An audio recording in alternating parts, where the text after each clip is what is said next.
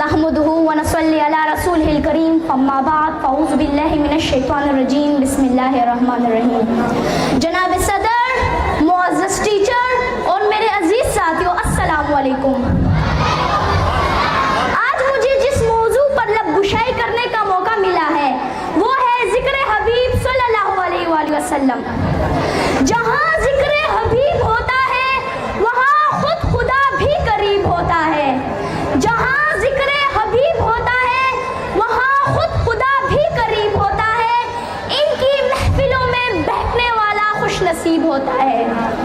جناب صدر، رب کائنات نے اپنا پورا قرآن اپنے پیارے حبیب جناب محمد صلی اللہ علیہ وآلہ وسلم کی شان میں نازل فرما دیا۔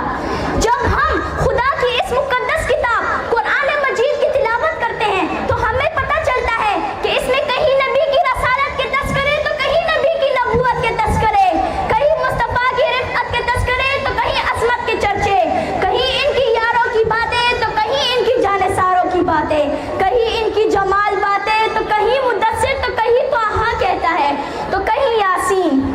العرض اللہ تعالیٰ نے اپنا پورا قرآن اپنے پیارے حبیب صلی اللہ علیہ وسلم کی شان اور عظمت میں نازل فرما دیا۔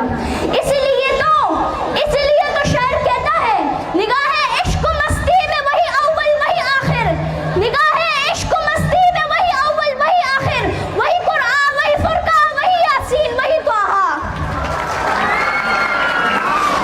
جناب صدر، اللہ تعالیٰ اپنے پیارے حبیب صلی اللہ علیہ وسلم سے ارشاد فرماتے ہیں، اے پیارے، محبت کا تذکرہ تو یہ ہے، الفتوں کی مانگ تو یہ ہے کہ تو ہمیں چاہتا رہے، ہم بھی تجھے چاہتے رہیں گے۔